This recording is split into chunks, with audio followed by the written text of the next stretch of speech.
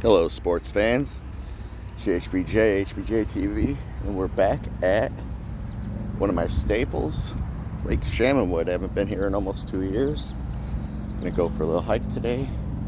This place is booming with people. I'm coming out at 11:30 today, so people are out. Hold on, gotta lock the old four wheels. There we go. A lot of people on kayaks, a lot of people fishing, a lot of people walking. Let's go back to the sign so we can start the day, and then we'll take the route we always take. And we'll see where it takes us today. I'm not going to go too far. Again, back into shape. Let's back it off.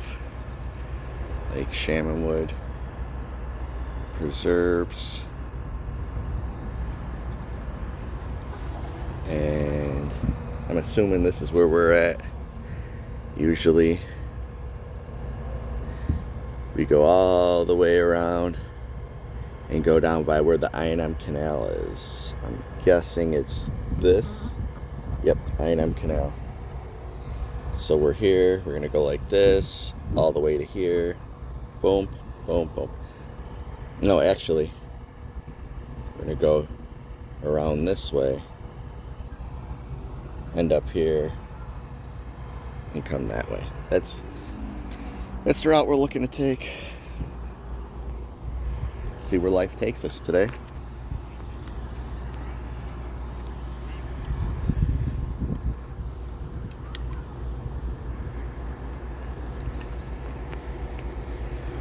People on bikes, people and their families, people going fishing, people in the gazebo.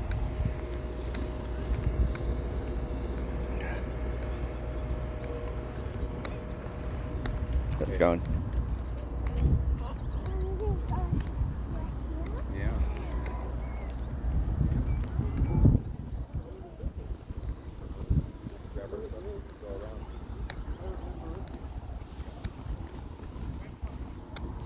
This being a particular trail that I like because it's, as you can see, blacktop, and then it goes into the rocks once you get on the I&M Canal. But just a nice lake, nice day, people fishing everywhere.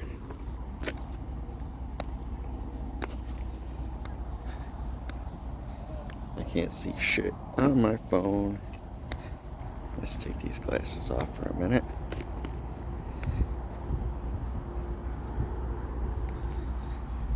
Hold on, because I can't see nothing but my reflection.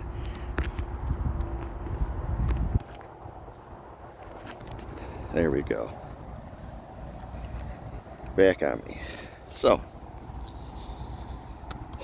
today, let's do what we can. Got the BRC with us today. Espresso mocha. Get the day rolling.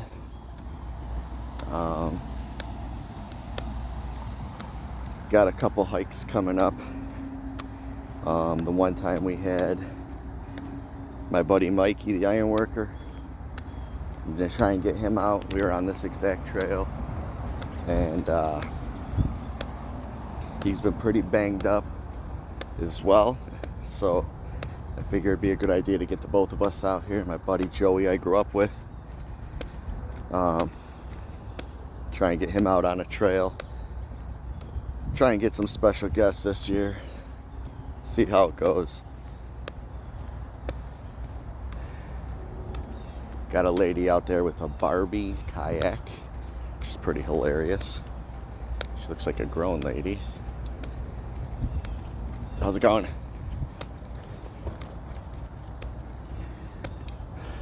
This lake is packed today.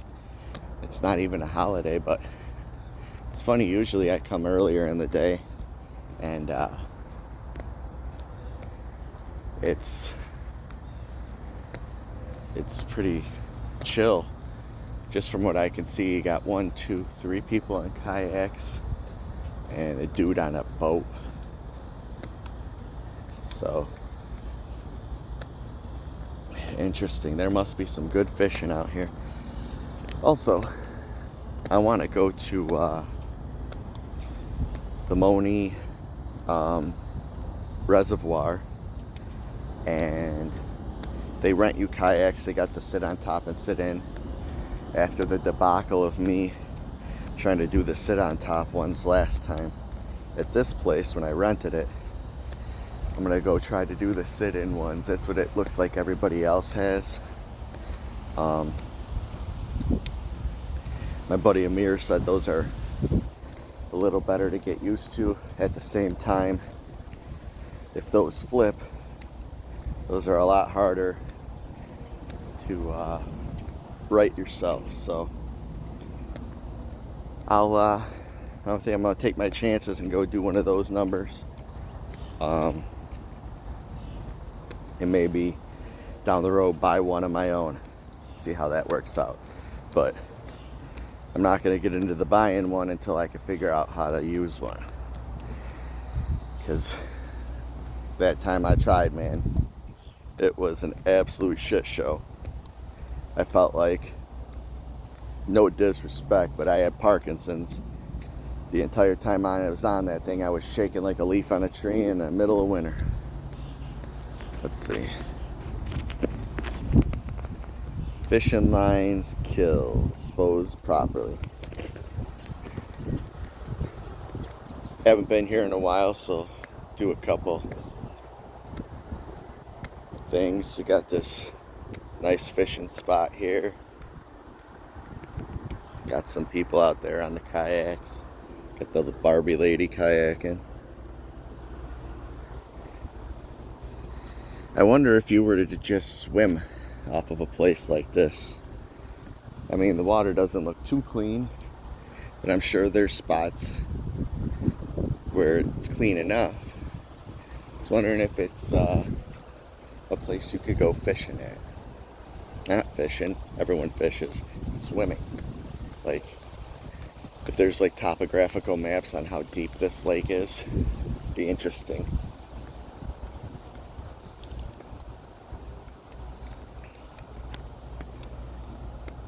Coming up at some point on this bridge up on the right that we're gonna pass by and go right towards the canal.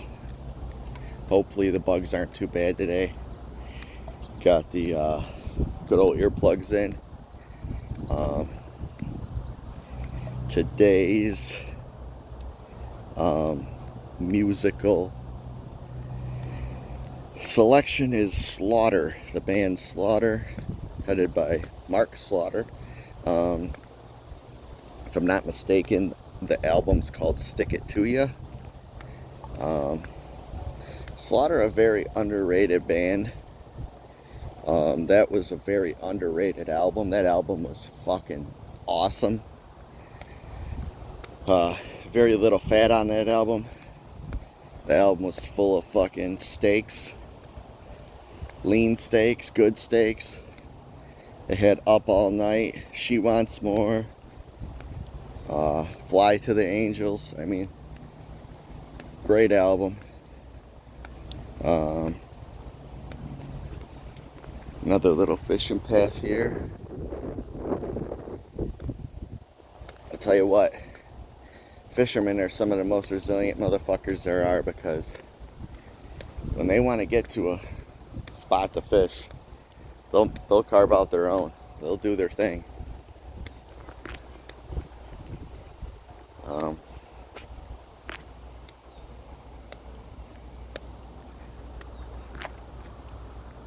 This phone should be a button that can flip back and forth. How's it going?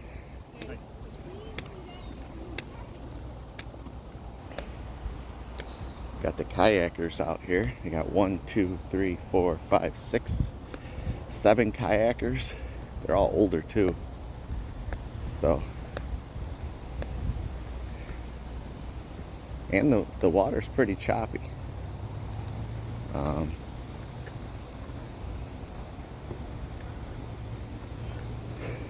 They got one sit on top, one sit in, one sit on top. So I guess it's just preference, I guess. You just kind of figure out what works best for you and go with it.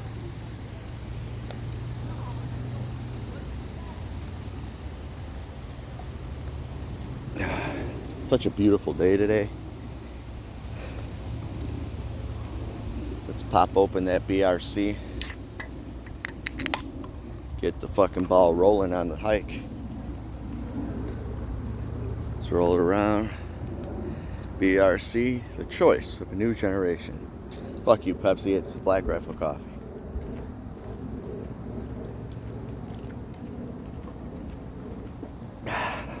How's it going? I feel it's always best to be polite to the other hikers and people on the trail. Especially when you got your earphones in, you can't hear much. That way they know you're there. Yeah, these kayakers. Today is a kayak day, let me tell you.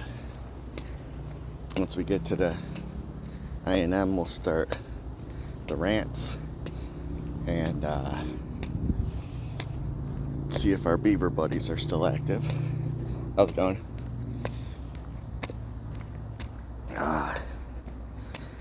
Back tightening up a little. I'm gonna have to use my little red light sucker when I get home. Man, there's even more kayaks. 1, 2, 3, 4, 5 in a boat. I guess this is the place to be if you're a kayaker, man.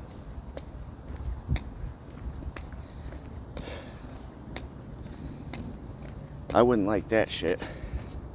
Especially if I fucking fell in, I'd look like a complete Stroons. That's why I gotta go to Moni Reservoir. That's the place you go to learn, I guess. That's why they rent them out. I'm gonna go real early before a lot of people get there. That way if I fuck up, there ain't a whole lot of people to see it.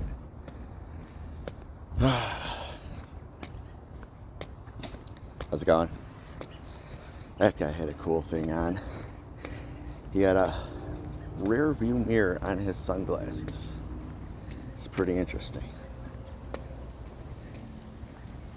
Another fisherman. Fishermen and kayakers and hikers are everywhere today. We're coming up upon in about 500 feet the last pier, and then after the last pier we're going to head to the bridge where I&M is, and then let's go. Then we'll start to rant, we'll start to bitch, and we'll start to complain. Don't have a whole lot to rant, bitch, and complain about today, but we'll always make it work. Always do. Because I know how to ramble and get off on tangents. How's it going?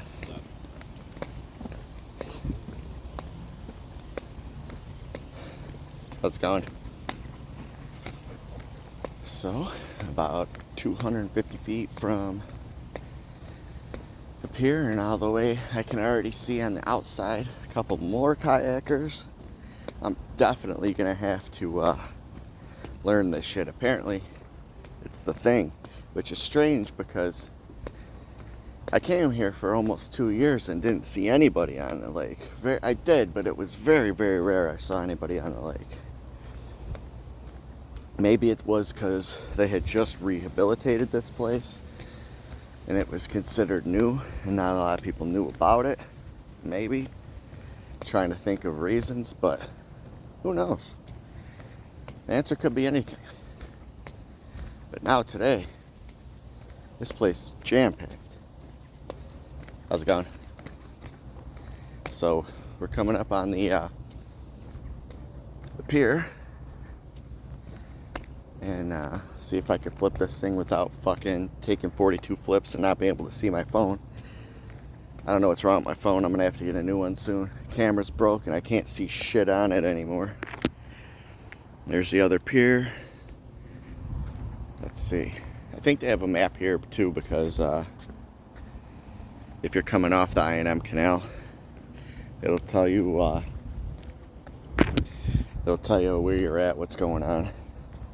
How to do the, not so much a trail. Oh, guy's got a nice fish on the line. Guy's fishing right over here in a kayak. lady down there fish, or I don't know, she's fishing. 2 more people on the corner in kayak. This guy just caught himself a nice little fishy.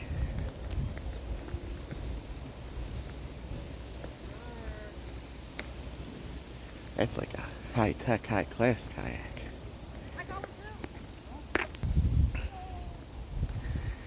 It's like a fucking top of the line. I don't know shit about fucker. Does that thing look cool as fuck? That guy's roping them in. Again, fishermen want to fish, they'll get to spots they want. Another man-made trail.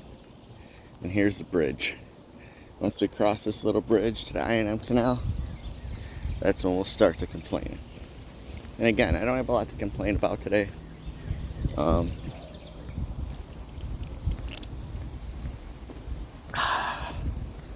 But we'll make it work. That's what we do on the Ruck Rants. Or walking and got a view of the I&M going that way. View of the I&M coming this way. And the crazy thing, if you think about this I&M, it's the history of this area. I'm gonna go back at some point to, I know I've been there a few times already, to the Joliet Ironworks. I know there's not a lot there to see, not a lot that's up, but I finally got a map of the place.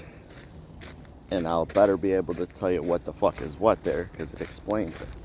And it makes everything, the picture of the place, come together better of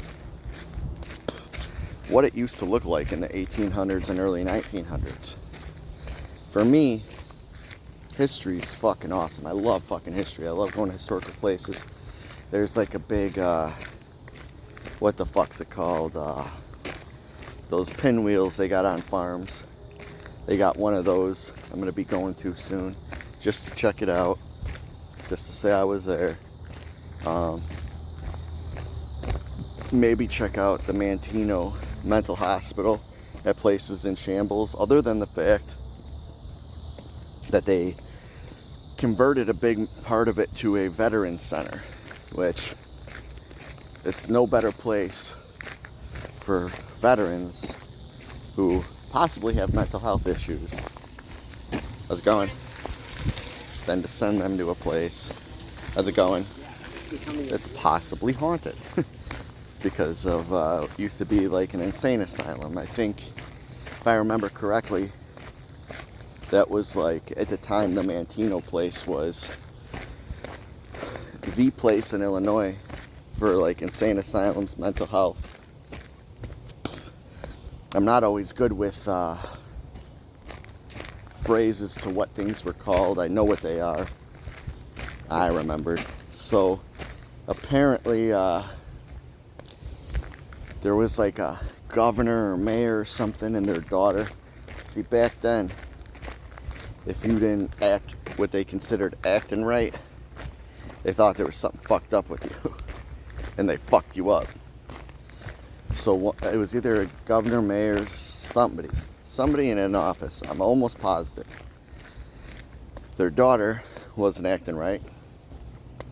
So they sent her to that place and gave her a lobotomy. It's where they drill, I want to say, could be wrong, through your nose and into your brain. And it basically made you fucking mentally retarded from that point on for the rest of your life. Because they legit drilled into your fucking brain. And, yeah. So, I think she lived out her life there, and years ago, I wish I was into this shit years ago, exploring old places and stuff, because it was still up, and people were going in there. And I think that was one of the places, if I'm not mistaken, where people went exploring and took videos back in the day, and they just basically up and left everything that was there in there. So like, whatever was in like the medical rooms was still there, whatever, like the machines were still there. Like I said, I know a big part of it they converted into a veterans place. like shelter or whatever, something. And the rest of it's kind of decaying. I don't really think they allow you to go in there because it's decaying so bad. You'd have to sneak in. And from the research I've done, I mean, if you're really good at what you do, I mean, I'm pretty good at what I do. It's being sneaky. But like, the ends might not justify the means, because if you do get caught, it's considered trespassing on private property. It's not worth going to jail over. And then especially if something happens to where you get hurt in a place like that, you're not supposed to be there anyways. It's a whole kerfuffle. Would have been better when I was younger, just for the plain fact that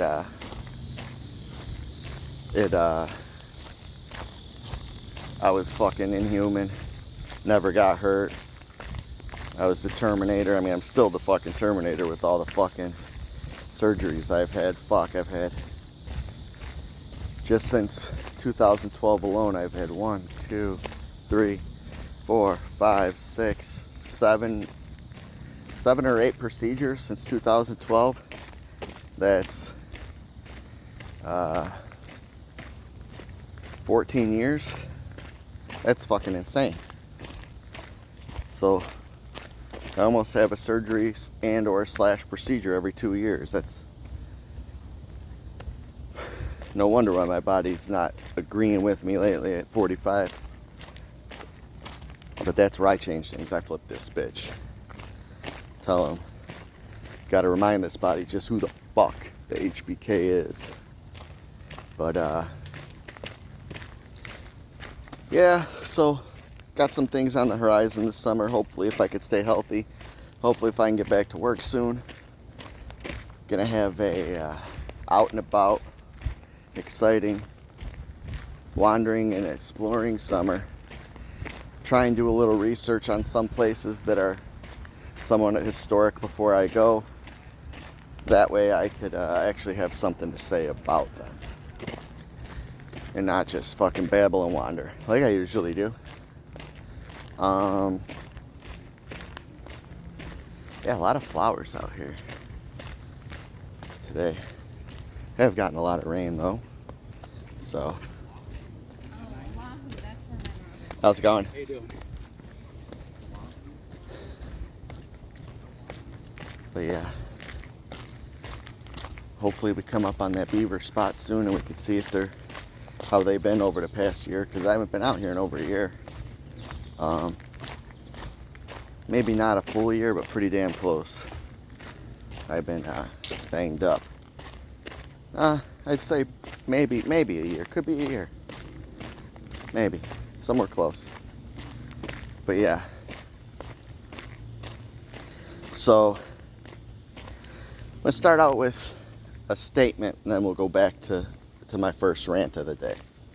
So the statement is usually one of my biggest rants is about people bringing their animals in places as emotional support animals. So that subject came up in PT this week, and it sparked an entire conversation in the room with clients and therapists, and it kind of took over the room for a while. I didn't know there was as many people who were annoyed with it as I was, but it makes sense. I mean, there used to be a whole thing about the whole emotional support animal. Now it's just, I'm gonna bring whatever animal I want without the vest and fuck you. Like, the entitlement of people is just fucking goofy. Which brings me to the first rant of the day. So, a place where you don't think you would see something like this would be in physical therapy. Entitlement. I see it everywhere fucking else. Everywhere fucking else. Somebody nowadays is feeling entitled. Like, they're the fucking cat's pajamas. And everybody owes them. Fuck you. Nobody owes you a fucking thing. Um,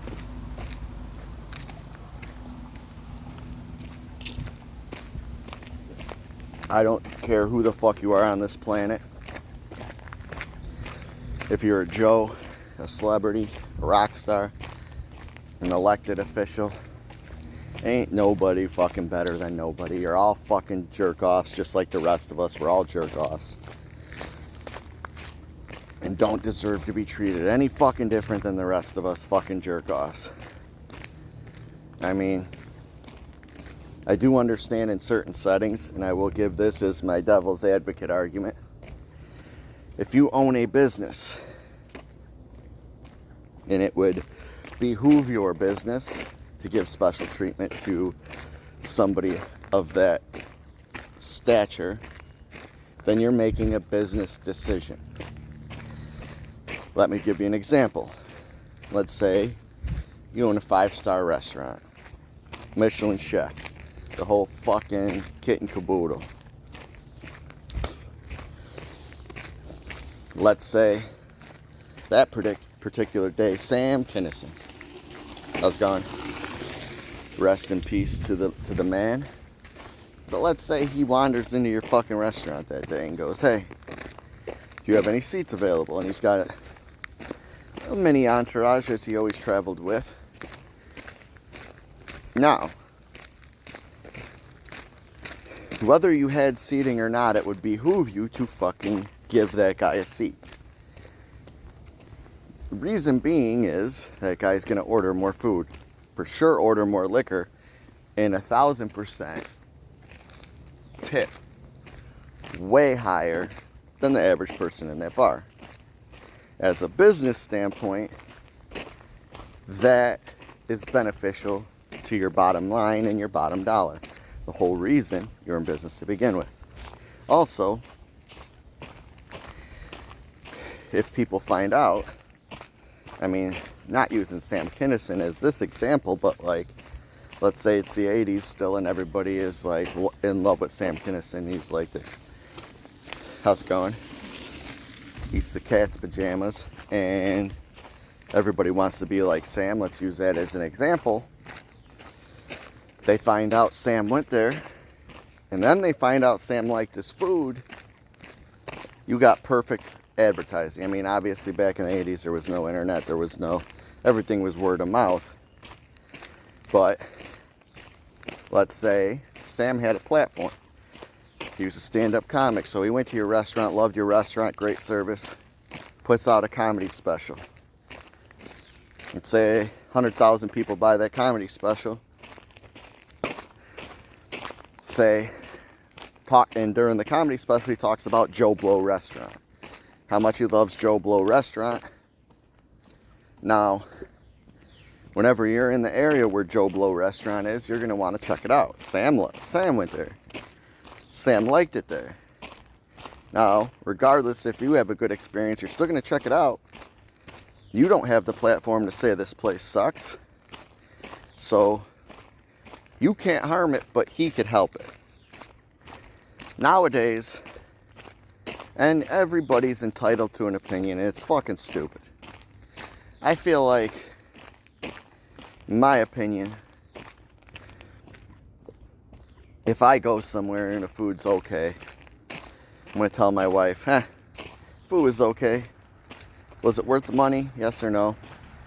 Are we going to go back? Yes or no? If it wasn't, I'm not going to call the waiter over and throw a temper tantrum, demand this, demand that. I'm just going to tell my wife, hey, how was your food? You like your food? I wasn't impressed by mine. You think this is a place you want to go back to? At the end of the day, if she likes the place, I'll find something else to eat at the same place. Because maybe I just ordered something wrong. But I'm not going to, as soon as we get to the car, jump on the internet and give the place a 1-star review and say how terrible the place is, terrible the service is. Don't go there. I don't give a fuck. I mean, your experience may differ from everybody else. That's why if you go to buy something and they have reviews, You'll see people with 5-star reviews. You'll see people with 1-star reviews. People have different experiences with the same shit. So, I mean, that's why I don't think... I mean, people live and die by those reviews. For me, I just look and make sure that if there's a decent number of reviews, that it's not more 1s than 5s. If it's in the middle and it's around, if it averages 4 point something, I don't give a fuck what, most of the time what people have to say, and I'll just buy the product for myself and see how it works. But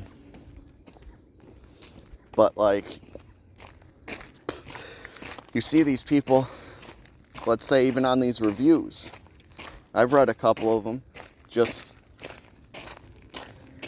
for sport, and they leave these long ass reviews on things that don't really matter that much. Like, and it's like, do people really read this shit and say, oh, the delivery didn't come on time?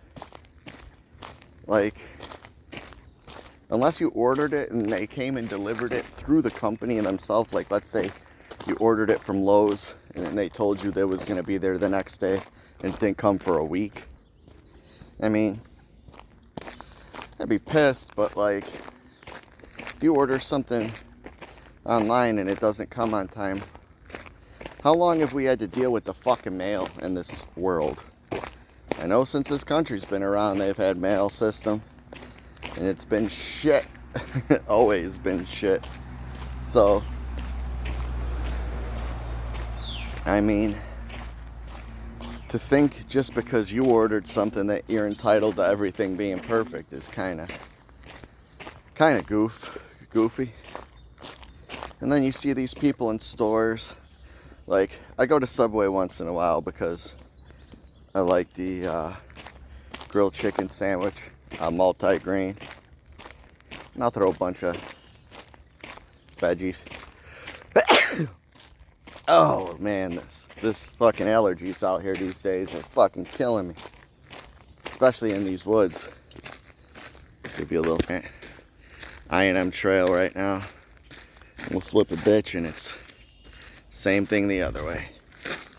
If we don't come up anything within a minute, we'll flip a bitch because we already been up 30 minutes and I haven't seen the beaver trees yet. Maybe it's because I'm walking slower because my back and my elbow and my ankle are all fucked up. We'll get to this little bendy bend over here. If we don't see the beaver trees by then, we'll flip the bitch. But yeah, the entitlement of these people are fucking insane.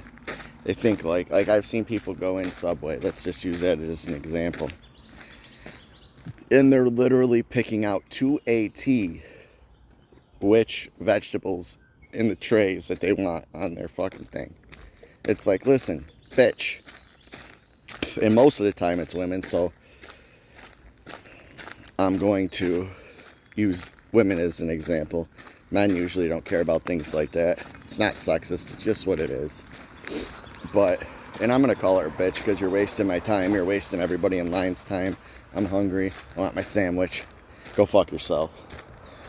And they're individually picking out cucumber slices, tomato slices. I've even seen one lady who didn't like the red onions that they were pulling out, and it was full, and asked for them to get a new tray of red onions. And it was like, you can't be at all 0% serious right now. It's a new tray. But she got her way because the people there didn't want to fucking fight and argue. Okay, we're at the bend. I don't see it. I&M's down there. Maybe I just didn't walk far enough today. Who knows? But we're 35 minutes in. I'm gonna flip the bitch and start heading back. Actually feel pretty good, so I'm not worried besides my back. My back's giving me little problems. I'll go home and put my little red light heat sucker on there. Hopefully that'll help. But yeah, like people like that just drive me up a fucking wall. But like, and then the entitlement of people to bring their animals in places, the entitlement of people to think they're always right. Like, I get it in the old days. You used to have the moniker whenever you had a business that the customer's always right. Okay. It's not so much like that anymore because businesses are like, people are taking advantage and we're losing a lot of money. There are still businesses that'll let you return shit without a receipt for a store credit for whatever the price of the object is at the time, not what you paid for it. So, I mean, at least you're getting something. But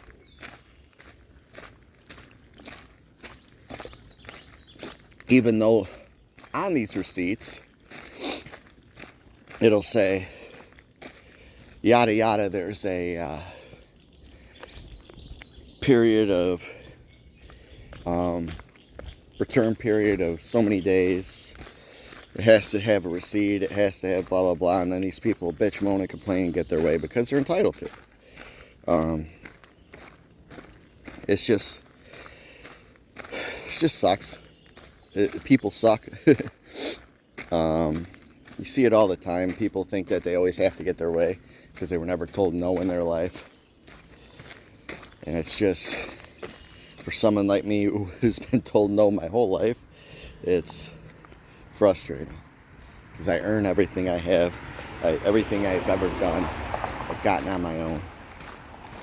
And when you do live a life like that, you get told no, and then you figure out a way around that to, how's it going?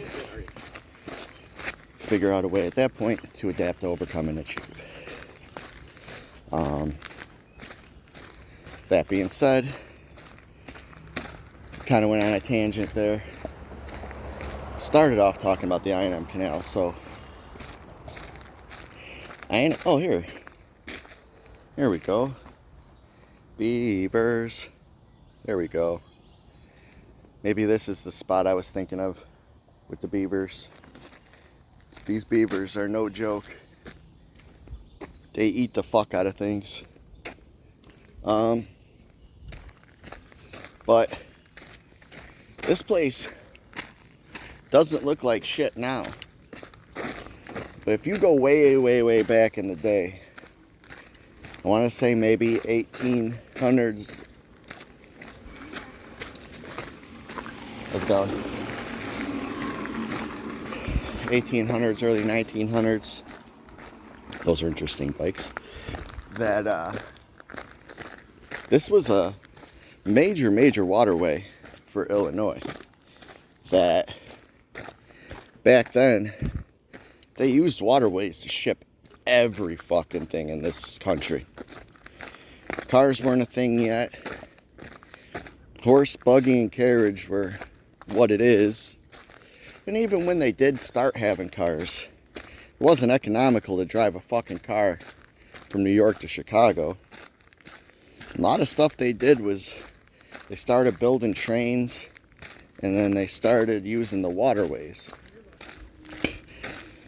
Mississippi River, I&M Canal. It's terrible fucking etiquette. Dude didn't even tell me he was coming up. If he would have hit me, I'd have fucked that dude up. But, yeah, they used trains, they used waterways. I saw a thing on Chicago last night, and they were talking about how the Great Lakes were used to get places, to get stuff across. Yeah, just history and think how things have changed. I want to at some point this summer go to one of the I&M Canal places and not like this, but an actual I&M Canal place and hike up and down the canal and see if maybe I can't do some research on that particular spot, so I know a little bit more of the history of it. But yeah, this stuff's super fascinating to me. Like a couple years ago, I went to, it seemed like it was the middle of nowhere. It had like a little white house, and it was a lock system. Didn't seem like there was a whole lot of water, so it was hard to believe that nowadays, anyways, that there was that it was a major water system at any point in time. But a lot of that stuff, from my understanding, was dug out and used as a waterway system, and they used that to ship goods in between areas to where people could come pick them up. And it's just interesting because a lot of those places aren't built up anymore. There's nothing there. There's a lot of places like that that at certain points got built up pretty good. And how's it going? And later on, as the use of that place has gone down, that everybody moved out.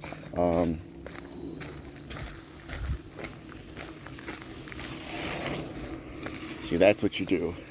You let people know you're coming. That guy rang his bell, gave him the wave, he gave the wave back. That's fucking etiquette. That guy gets a fucking happy face sticker on his fucking bicycle. But yeah, there's I watched a video on Kankakee. If I'm not mistaken, it was Kankakee. At one point, that place was a fucking hub. Like, I'm saying, warehouse businesses every fucking where. Like, that place was housing shit tons of people, shit tons of businesses. Like, that was the place to be. Fast forward to today, and most of those businesses are gone. Most of the people are gone, and it's not a ghost town completely, but fuck me, man, that place ain't shit what it used to be. Like, you could go online and see videos and pictures of what it used to be, and like, if I'm not mistaken, there's still buildings there that are abandoned, which I would think would be cool to go explore. But at the same time, there ain't shit there no more. The houses look like they're old and run down.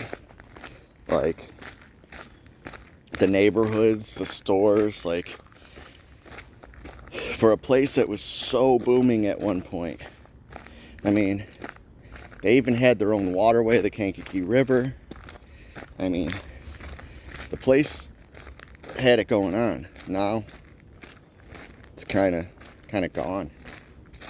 So, it's interesting to see how time shifts shit like that.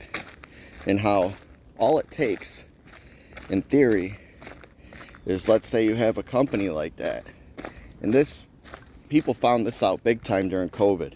And Governor Pritzker's fat ass and Brandon Johnson's finding out real fucking quick. Like,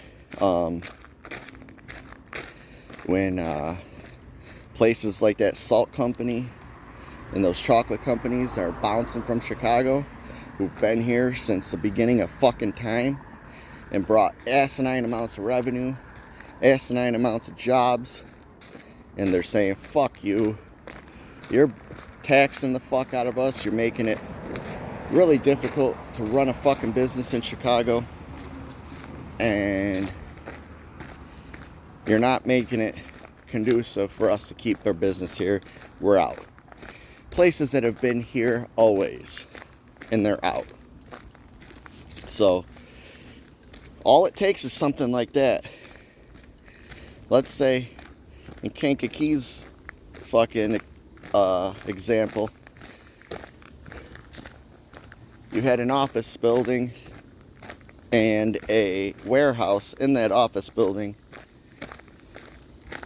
give or take, that hired,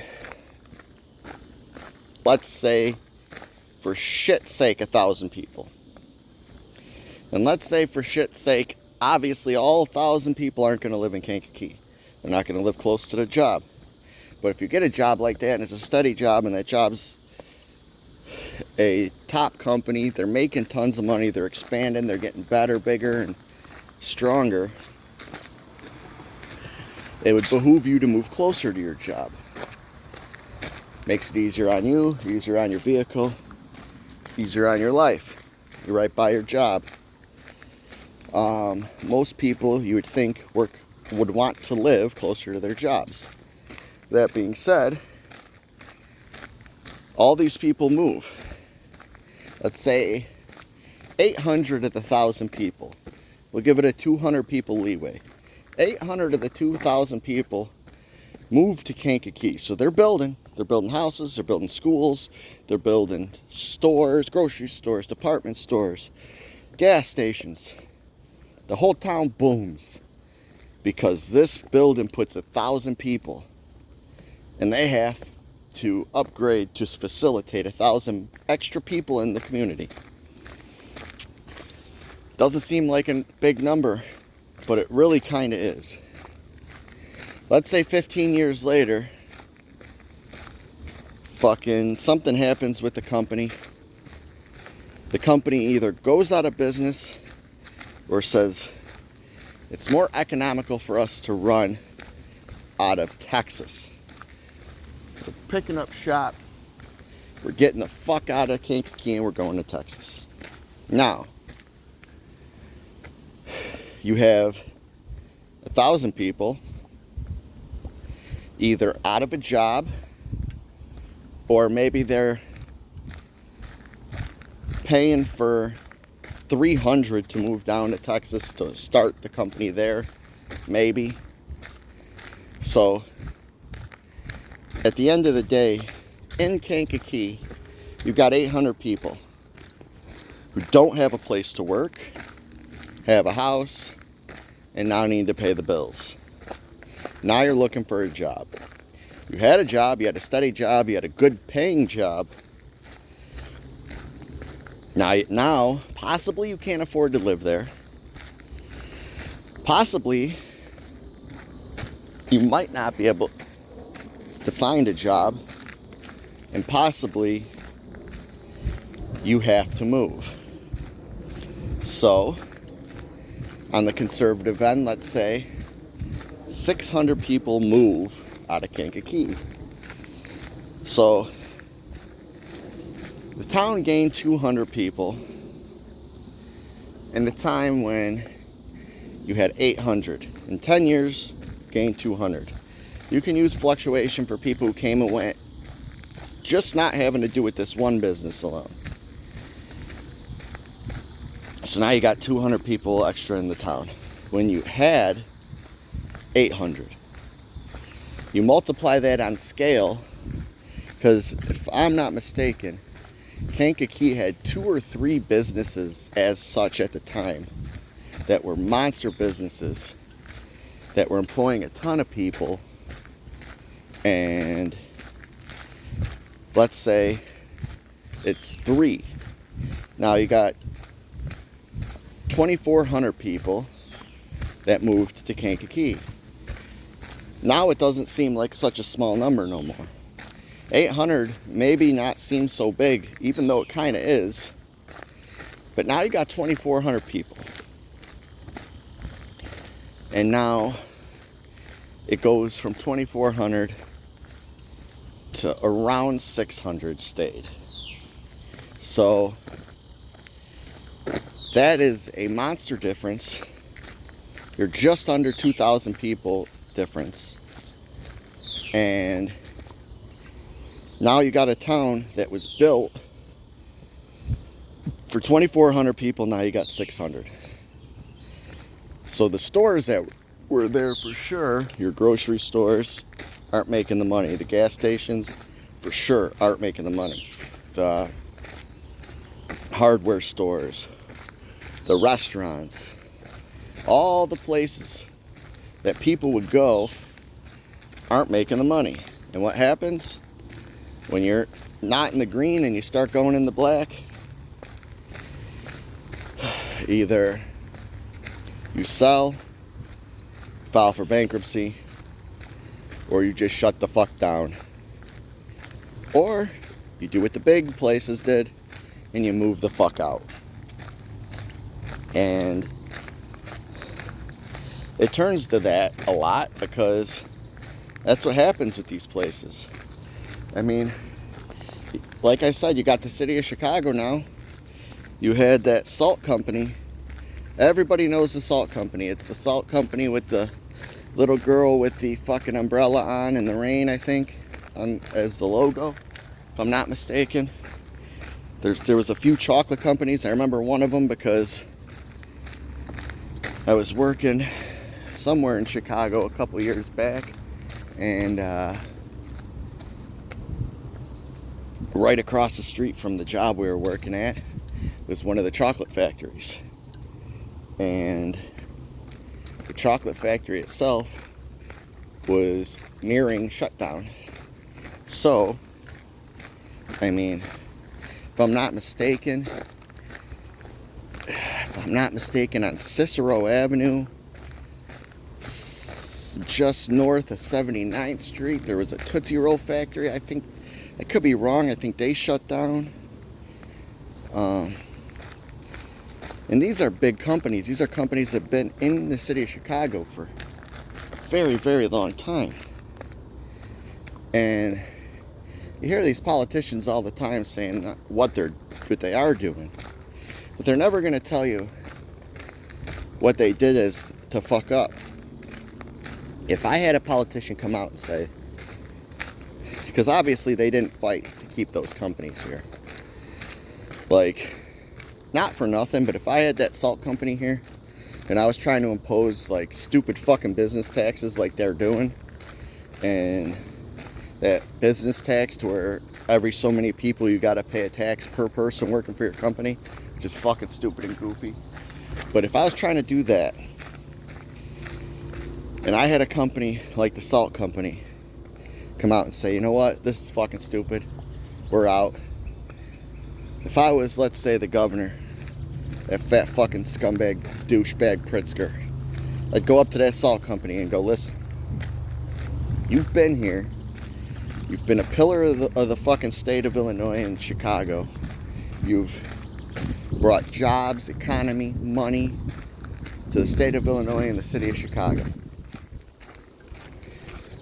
Let's be fair, what is it we could do to keep you here in Chicago? Let's make a deal. Then you negotiate. You give that company a break. You obviously can't do that with everybody. But you give that company a break and you keep that motherfucker here in Illinois. Whatever you have to do, you keep it under the table and you shut the fuck up about it. And then they come out and say, on second thought, we're staying. You have them sign as part of the contract that here's the bridge again with the canal. Lots and lots of history here with the canal. Major waterway at one point for the Midwest. But you tell them, come out with a statement, you're staying. Come out with that statement that says, not only are you staying, but you're happy to stay in Chicago. And it all means do not tell anybody outside the board meeting room what we did for you.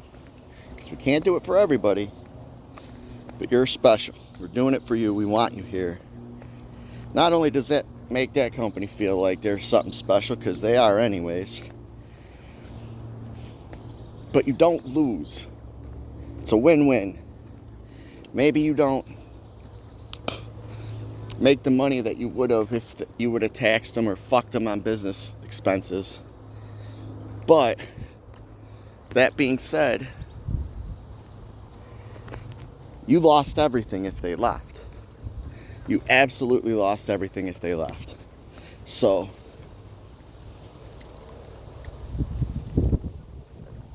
Now you keep the salt company. I thought that was a frog for a minute. So now you move to the next. You do it by priority, obviously. You're going to do that with major companies. You look at the bottom line and the bottom dollar. 3 kayakers right here. Is this company making it worth it? We're back on the Lake Chaminwood Preserve. Gonna hit this and head back to the car. But you do it and say, you do your research, obviously. I mean, if the salt company was steadily losing profits and they were leaving just because they can't make a profit in Illinois, you say, is there something we could do to help you make a profit? Because maybe we're taxing you too much. Maybe we're fucking you on this or that. And if there's nothing you could do and they're just going to lose money and they have to leave, you let them. But if you can keep them, you keep them.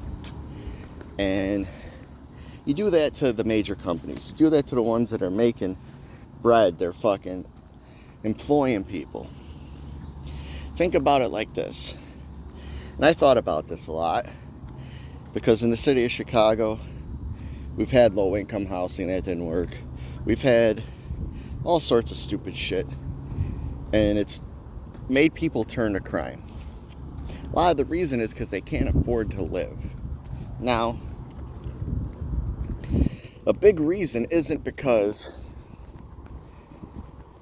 they refuse to work. And it's not because people aren't paying enough money for their work. Because a lot of people live in the low-income houses. So, when you have companies like the ones I'm talking about, you make it so grown adults don't have to work at McDonald's. You make it so the grown adults don't have to work at these low-income jobs. They could have decent income jobs. They can get experience. So when the company does lay off, you have a resume. You have things to do. When people are forced to only work at places like McDonald's because they don't have the resume to say, I'm going to work at a place like this, then they're not able to get that job. And then, in my opinion, that's how things like crime and bullshit happen, because they still have to survive. They still have to figure out a way to live and get through the day.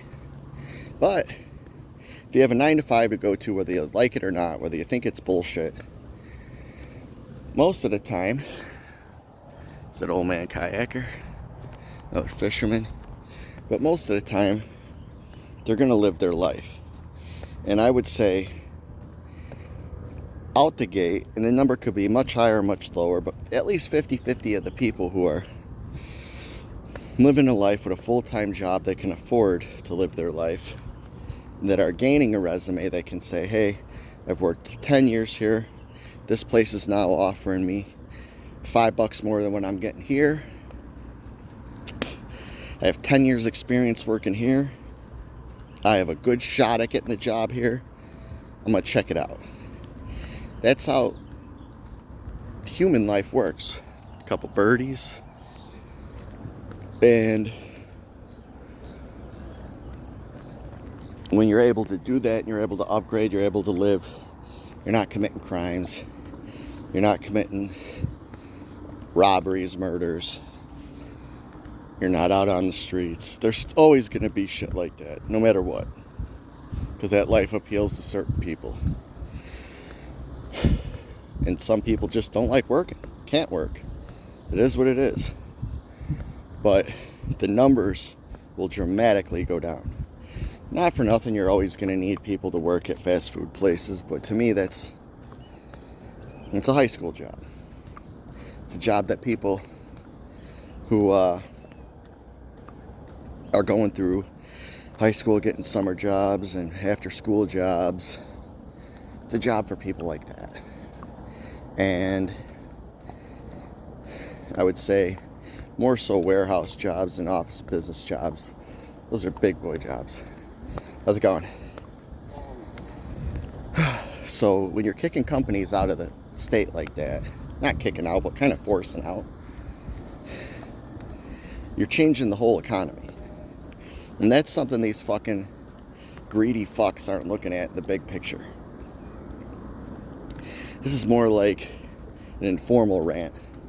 But like, just that one company alone, the revenue, obviously the rent or taxes they're paying on the land where their businesses, they tax all the paychecks for all the people that come and work for that company. They're able to spend money. They tax all that money. And then it's just a never-ending cycle of taxing. And it's all revenue for the state. Let's say those people work 40 hours. They get taxed. You get taxed on your paycheck. Once a year, if they own a house, they pay property taxes. They pay taxes on the car they buy.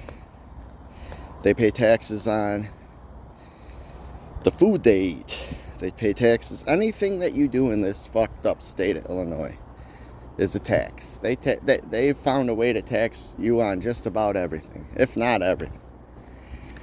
So, that one paycheck could potentially be taxed 8 or 9 times, if not 25 times, if not 50 to 100 times.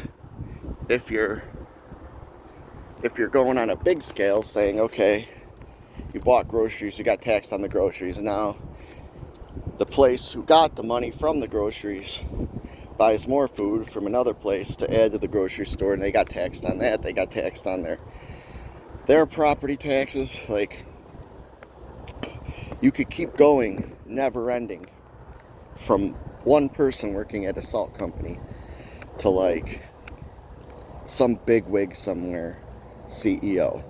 But all the way down the line is people paying taxes and taxes and taxes. How's it going? Based off that 140-hour paycheck. And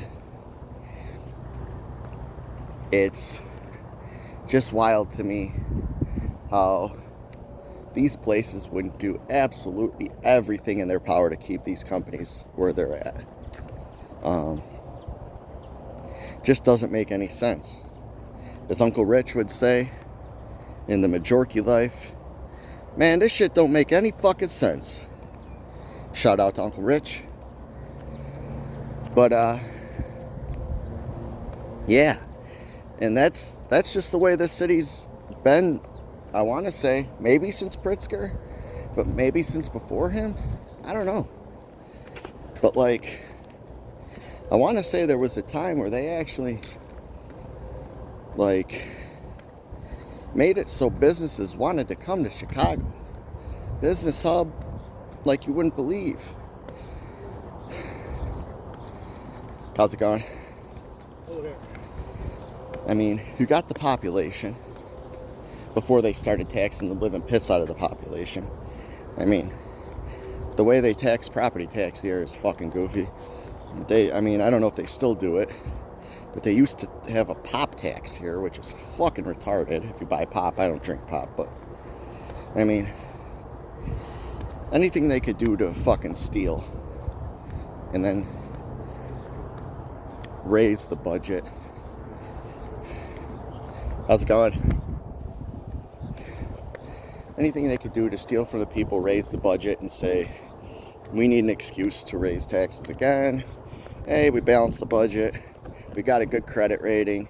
No shit. That's the law. Thanks to my brother Johnny, who told me that, because he's been to college for shit like this, that in 49 out of the 50 states, I think New Hampshire's the only one. If I'm not, I could be wrong. I think it is New Hampshire though. You have to balance your budget every year. Each state has to. It's the law. And I don't know what the big thing about credit rating is. Like, does states really have to fucking borrow? I mean, they're supposed to have a, like, I don't know if you want to call it a slush fund, but a fund that I think it's actually called a rainy day fund. And it's in case shit happens. And Chicago's ain't worth a fuck. And you'd think it would be pretty fucking massive. But these people are criminals, crooks. I'm going to say, look at, yeah, Ryan Blagojevich, you have all these stupid motherfuckers who've went to jail for stealing. And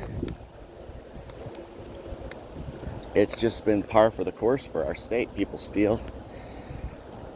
People do things that are illegal. How's it going? And it puts the state behind the eight ball when it comes to things like that. So then you have to play makeup, catch up, and it is what it is. It becomes, so this governor fucked up, stole all sorts of money, embezzled all sorts of money. Now we have to play catch up to get that money back somehow. Obviously we're not going to get it back from him. Here's the kayaks. They all used to be this orange. Now they got different colors. They got green, they got blue. I'd probably pick the blue one. The blue one looks cool. Yeah, I'd go blue.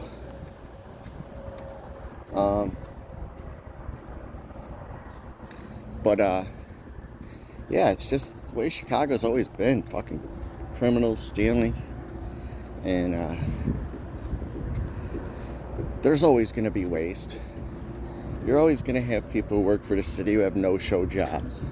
You're always going to have people who that kind of thing happens. I'm not mad at it, because you ain't ever going to stop it or get rid of it.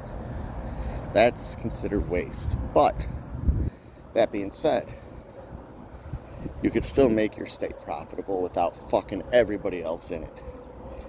And another thing, which I will touch on the next walk, one more look at the Chaminwood, is the Chicago Bears leaving Illinois because Brandon Johnson and J.B. Pritzker are fucking tools.